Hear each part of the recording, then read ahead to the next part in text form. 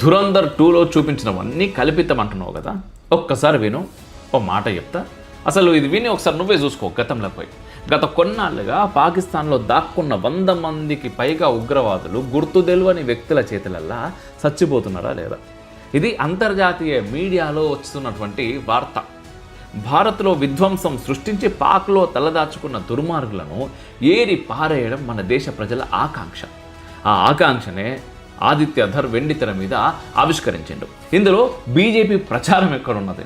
ఇది భారతీయ నిఘా వర్గాల సత్తా, దేశ ప్రజల ప్రతీకారం. ఇక్కడ ఒక మాట మాట్లాడిన నేను, మన దేశ ప్రజలకు అని చెప్పేసి. మన దేశ అని వాడిన, నువ్వు జర్మనీలో ఉంటున్నా కూడా భారతదేశీయుడిని నేను మాట్లాడుతూ ఉంటావు కదా, అందుకోసం నేను మన దేశ అన్నా. కానీ ఏ రోజు కూడా నువ్వు భారత్కు సపోర్ట్గా ఈ భారత్ నాది అంటే ఒక భారత ముద్దు బిడ్డ మాట్లాడినట్టుగా ఇప్పటిదాకా నువ్వు ఏ రోజు కూడా మాట్లాడంగా నేను చూడలేదు త్రూరాటి, ఏ రోజు కూడా. కానీ నువ్వు మాట్లాడాలి అని నేను కోరుకుంటున్నా.